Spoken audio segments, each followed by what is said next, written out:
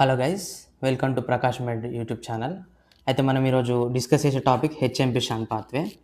HMP shunt pathway full form ఏంటిదంటే hexose monophosphate shunt pathway.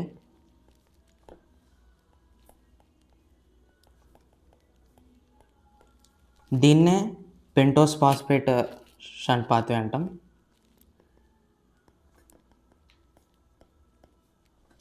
Main motive వచ్చేసరికి మనకి production of pentose sugars and NADPH అన్నమాట. ఈపీహెచ్ and pentose sugars. దీని location వచ్చేసరికి మనకి సైటోజోల్లో ఉంటాయి. అంటే మన దీనికి అవసరమైన ఎంజైమ్స్ అన్నీ మనకి సైటోప్లాజంలోనే దొరుకుతాయి. సో సైటోప్లాజంలో అయిపోయిన తర్వాత మనకి దీనికి టూ ఫేసెస్ ఉంటాయి అన్నమాట. ఆక్సిడేటివ్ ఫేస్ ఒకటి, నాన్ ఆక్సిడేటివ్ ఫేస్ ఒకటి అన్నట్టు. నాన్ ఆక్సిడేటివ్ ఫేస్, ఆక్సిడేటివ్ ఫేస్కి ఫస్ట్ రియాక్షన్ అన్నిటికీ దీనికి మెయిన్ ఫస్ట్ స్టార్టింగ్ సబ్స్ట్రేట్ ఏంటిదంటే గ్లూకోజ్ 6 ఫాస్ఫేట్ అన్నట్టు. గ్లూకోజ్ 6 ఫాస్ఫేట్ వచ్చేసరికి గ్లూకోజ్ 6 ఫాస్ఫేట్ అనేది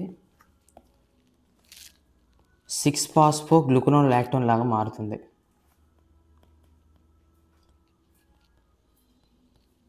ఈ 6-ఫాస్ఫోగ్లూకనోలాక్టోన్ వచ్చేసి ఎట్లా మారుతుంది అంటే ఒక ఎంజైమ్ మనకు కావాల్సింది గ్లూకోజ్ 6 ఫాస్ఫేట్ డీహైడ్రోజనేస్ అన్నట్టు. దీన్నే G6PD అని కూడా అంటాం.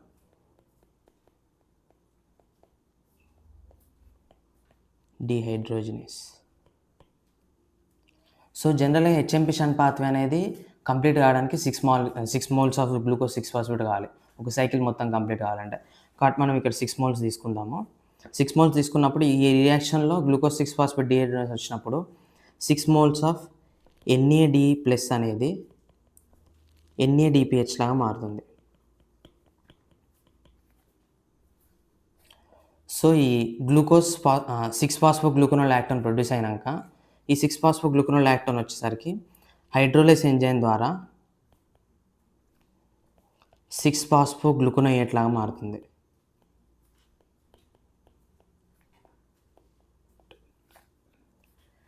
ఈ 6-ఫాస్ఫోగ్లూకనోయేట్ వచ్చేసరికి మళ్ళీ ఫాస్ఫోగ్లూకనోయేట్ డీహైడ్రోజనేస్ ఎంజైమ్ ద్వారా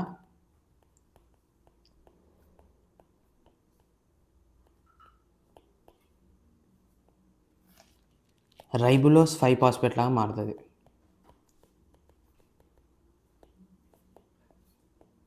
ఇక్కడ కూడా మనకి 6 మోల్స్ ఆఫ్ NAD+ వచ్చేసరికి NADPH లాగా మారుతుంది.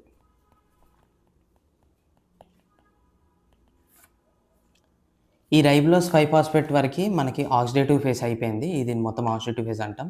ఇప్పుడు ఆక్సిడేటివ్ ఫేస్ నుంచి మనకు నాన్ ఆక్సిడేటివ్ ఫేస్ రావాలన్నట్టు. ఈ నాన్ ఆక్సిడేటివ్ ఫేస్లో జనరల్గా ఈ రైబులోస్ 5 ఫాస్ఫేట్ వచ్చేసరికి టూ రియాక్షన్స్కి అండర్గో అవుతుంది అన్నట్టు. ఒకటి ఎపిమెరేస్ ఎంజైమ్ ద్వారా, ఇంకోటి ఐసోమెరేస్ ఎంజైమ్ ద్వారా. ఎపిమెరేస్ ఎంజైమ్ ద్వారా మనకి జైలులోస్ 5 ఫాస్ఫేట్ వస్తుంది.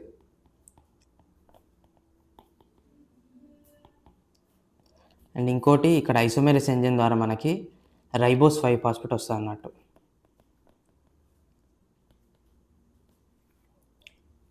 ఈ రైబోస్ 5 ఫాస్ఫేట్ అనేది పెంటోస్ షుగర్. ఇది మనకి చాలా ఇంపార్టెంట్. తర్వాత దీని సిగ్నిఫికెన్స్ డిస్కస్ చేద్దాం. తర్వాత దీన్ని 2+2 మోల్స్ లాగా రాసుకుందాం జైలోస్ 5 ఫాస్ఫేట్ని. తర్వాత రైబోస్ 5 ఫాస్ఫేట్ వచ్చేసరికి 2 మోల్స్. ఇప్పుడు ఇవి రెండు మళ్ళీ రియాక్షన్కి వెళ్తాయి. ఇక్కడ ప్రొడ్యూస్ అయ్యేవి ఏంటివంటే సెడోహెప్టులోస్ 7 ఫాస్ఫేట్,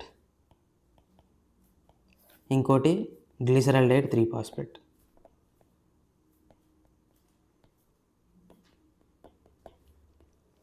ఈ గ్లిసరాల్డైడ్ 3 ఫాస్ఫేట్ ఉంది. సెడోహెప్టులోస్ 7 ఫాస్ఫేట్ రావడానికి మనకు ఎంజైమ్ కావాలి. అది ఎవరంటే ట్రాన్స్కీటోలేస్. ఈ ట్రాన్స్కీటోలేస్కి ఒక కోఎంజైమ్ కావాలి. అది ఏంటిదంటే థైమిన్ పైరోఫాస్ఫేట్ అంటాం. దాన్ని TPP అని రాసుకోవచ్చు మనం. Thiamine pyrophosphate. Or TPP. ఇప్పుడు ఈ రెండు మళ్ళీ రియాక్షన్కి వెళ్తాయి. అప్పుడు ప్రొడ్యూస్ అయ్యేవి erythrose four phosphate and fructose six phosphate అన్నట్టు.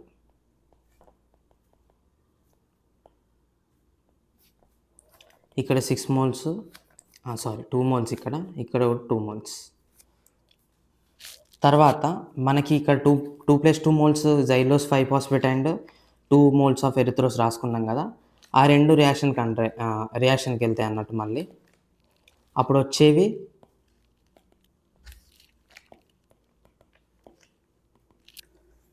గ్లిసరాల్డైడ్ 3-ఫాస్ఫేట్ 2 మోల్స్ ఉన్నాయి, 2 మోల్స్ ఆఫ్ ఫ్రక్టోస్ 6-ఫాస్ఫేట్ వస్తాయి. 2 మోల్స్ ఆఫ్ ఫ్రక్టోస్ 6-ఫాస్ఫేట్ అండ్ 2 మోల్స్ ఆఫ్ గ్లిసరాల్డైడ్ 3-ఫాస్ఫేట్. ఈ 2 మోల్స్ ఆఫ్ గ్లిసరాల్డైడ్ 3-ఫాస్ఫేట్ రివర్సల్ ఆఫ్ గ్లైకోలైసిస్కి వెళ్తుంది. రివర్సల్ గ్లైకోలైసిస్కి 1 మోల్ ఆఫ్ ఫ్రక్టోస్ 6-ఫాస్ఫేట్ అనేది ప్రొడ్యూస్ అవుతుంది అన్నట్టు ఇక్కడ మళ్ళీ 6-ఫాస్ఫేట్. అయితే మనం ఇంతకుముందు రియాక్షన్ చూసుకుంటే ఇక్కడ 2 మోల్స్ ఆఫ్ ఫ్రక్టోస్ 6-ఫాస్ఫేట్, ఇక్కడ 2 మోల్స్ ఆఫ్ ఫ్రక్టోస్ 6-ఫాస్ఫేట్, మళ్ళీ గ్లిసరాల్డైడ్ 3-ఫాస్ఫేట్ నుంచి 1 మోల్ ఆఫ్ ఫ్రక్టోస్ 6-ఫాస్ఫేట్ వచ్చింది కాబట్టి మొత్తం 5 మోల్స్ ఆఫ్ ఫ్రక్టోస్ 6-ఫాస్ఫేట్ వస్తుంది మనకి. ఈ 5 మోల్స్ ఆఫ్ ఫ్రక్టోస్ 6-ఫాస్ఫేట్ ఐసోమెరేస్ ఎంజైమ్ ద్వారా 5 మోల్స్ ఆఫ్ గ్లూకోజ్ 6-ఫాస్ఫేట్ లాగా మారుతుంది మళ్ళీ. అంటే స్టార్టింగ్ సైకిల్లో మనం 6 మోల్స్ ఆఫ్ గ్లూకోజ్ 6-ఫాస్ఫేట్ అన్నాం కాబట్టి మళ్ళీ ఇప్పుడు 5 మోల్స్ ఆఫ్ గ్లూకోజ్ 6-ఫాస్ఫేట్ వచ్చేసి ప్రొడ్యూస్ అయింది. మనకి ఇందులో మెయిన్ ఎంజైమ్స్ వచ్చేసరికి గ్లూకోజ్ 6-ఫాస్ఫేట్ డిహైడ్రోజనేస్ ఎంజైమ్. ఇది చాలా ఇంపార్టెంట్ ఎంజైమ్ అన్నట్టు. సో మనకు పాత్వే అయిపోయింది. ఇప్పుడు మనం సిగ్నిఫికెన్స్ నేర్చుకుందాం. సిగ్నిఫికెన్స్ వచ్చేసరికి మనకి పెంటోస్ షుగర్స్ అనేవి ప్రొడ్యూస్ అవుతున్నాయి. ఇక్కడ పెంటోస్ షుగర్ సింథసిస్ జరుగుతుంది. ఫస్ట్ది మెయిన్ సిగ్నిఫికెన్స్. తర్వాత సిగ్నిఫికెన్స్ వచ్చేసరికి మనకి NADPH అనేది ప్రొడ్యూస్ అవ్వాలన్నట్టు. NADPH ప్రొడక్షన్ పాత్వేలో వస్తే మనకు పెంటోస్ షుగర్ పాత్వే అని ఎందుకు అంటున్నాం అంటే అల్టిమేట్గా మనకు పెంటోస్ షుగర్ అనేది సింథసిస్ అవ్వాలన్నట్టు. ఆ పెంటోస్ షుగర్ పేరు ఏంటిదంటే రైబోస్ 5-ఫాస్ఫేట్. తర్వాత NADPH ప్రొడక్షన్ కూడా జరగాలి. సో పెంటోస్ షుగర్స్ అనేవి మనకి ఎందుకు important? Significance of pentose sugars.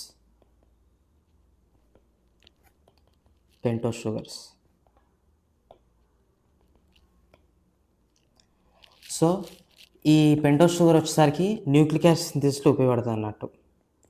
Synthesis of nucleic acid. మనకు జనరల్గా న్యూక్లిక్ యాసిడ్స్ ఏం తెలుసు? DNA అండ్ RNA కదా. DNA అండ్ RNAలో మనకి న్యూక్లియోటైడ్స్ అనేది వచ్చేసరికి పాలిన్యూక్లియోటైడ్ చైన్స్ వచ్చేసరికి DNA అండ్ RNA ఫామ్ చేస్తాయి. సో పాలిన్యూక్లియోటైడ్ చైన్స్ దేంతో ఒక న్యూక్లియోటైడ్లో ఏముంటుందంటే మనకి phosphate plus sugar plus nitrogen base ఉంటుంది. ఈ షుగర్ వచ్చేసరికి పెంటోస్ షుగర్ అన్నట్టు. సో ఈ పెంటోస్ షుగర్ వచ్చేసరికి మనకు ఓన్లీ HMP షాన్ పాత్వే నుంచి వస్తుంది కాబట్టి HMP షాన్ పాత్వే వల్ల మనకు పెంటోస్ షుగర్ వచ్చింది. ఇది మెయిన్ సిగ్నిఫికెన్స్. ఇంకొన్ని న్యూక్లియోటైడ్ సింథసిస్ జరుగుతుంది. ఎలాంటివి అంటే NAD+, FAD and coenzyme A అన్నట్టు. కోఎంజైమ్ A ఇది పెంటోస్ షుగర్ సిగ్నిఫికెన్స్. తర్వాత మనకి సిగ్నిఫికెన్స్ ఏంటంటే NADPH సిగ్నిఫికెన్స్ అని చాలా ఇంపార్టెంట్ అన్నట్టు. NADPH significance.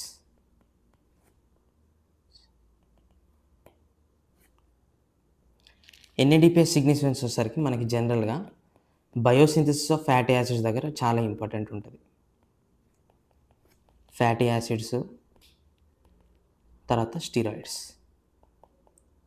So biosynthesis of fatty యాసిడ్స్కి స్టీరాయిడ్స్ అంటే స్టీరాయిడ్స్ మనకి ఏంటివి లైక్ కొలెస్ట్రాల్ లాంటివి అలాంటివి ప్రొడ్యూస్ కావడానికి మనకి ఈ NADPH అనేది కావాలన్నట్టు. ఈ NADPH లేకపోతే ఈ కొలెస్ట్రాల్ కానీ ఫ్యాటీ యాసిడ్ సింథసిస్ జరగదు. సో మనకి ఎక్కువ ప్రొడ్యూస్ అయ్యే ఏరియాస్ ఏంటివంటే టెస్టిస్ లాంటివి, స్టీరాయిడ్ హార్మోన్స్ ఎక్కువ కావాలి. తర్వాత అడిపోస్ టిష్యూస్ దగ్గర ఫ్యాటీ యాసిడ్ సింథసిస్ ఎక్కువ జరుగుతుంది కాబట్టి ఇలాంటి సెల్స్ దగ్గర మనకి ఈ NADPH అనేది ఎక్కువ కావాలన్నట్టు. తర్వాత సర్టెన్ అమినో యాసిడ్ సింథసిస్ దగ్గర కూడా మనకి NADPH అనేది కావాలన్నట్టు. Certain amino acids like enzymes ఎలాంటి ఎంజైమ్స్ అంటే గ్లూటామేట్ డిహైడ్రోజనేస్ ఎంజైమ్కి మనకి NADPH కావాలి. తర్వాత H2O2 అంటే హైడ్రోజన్ పెరాక్సిడైజ్ మనకి ఒక ఫ్రీ రాడికల్ అన్నట్టు. ఆ ఫ్రీ రాడికల్ని స్కావెంజ్ చేయడానికి గ్లూటాథయోన్ అనేది కావాలి. ఈ గ్లూటాథయోన్ ఆక్సిడైజ్డ్ గ్లూటాథయోన్ నుంచి గ్లూటాథయోన్ రిడక్టేస్గా ప్రొడ్యూస్ కావడానికి NADPH అనేది చాలా ఇంపార్టెంట్. ఆ సైకిల్ చూసుకున్నట్టయితే H2O2 నుంచి 2H2 అనేది వస్తుంది అన్నట్టు. ఇక్కడ ఎవరు కావాలంటే ఆక్సిడైజ్డ్ గ్లూటాథయోన్ అనేది కావాలి.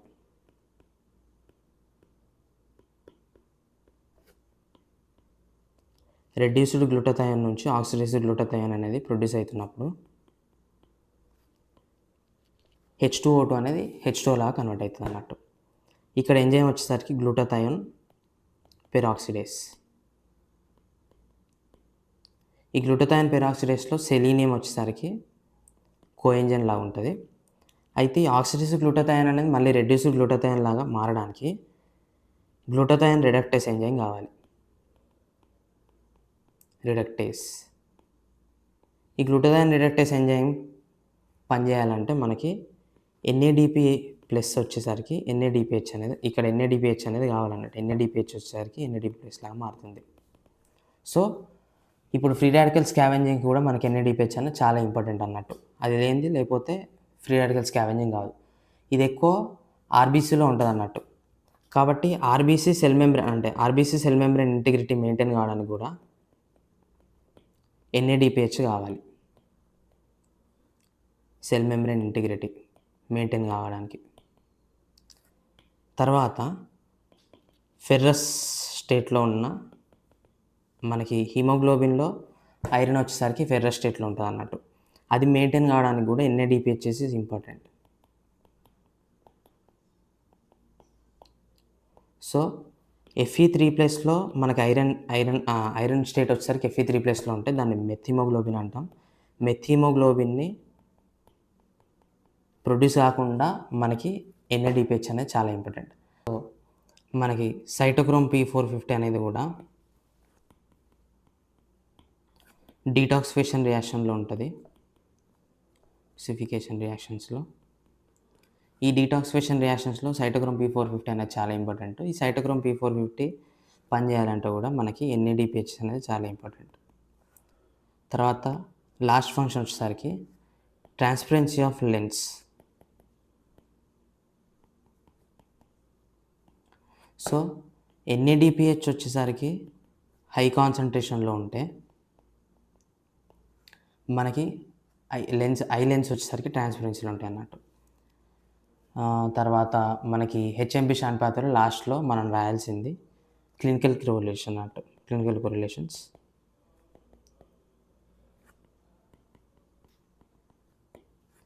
ఇందులో ఫస్ట్ది మనకి G6PD డెఫిషియన్సీ.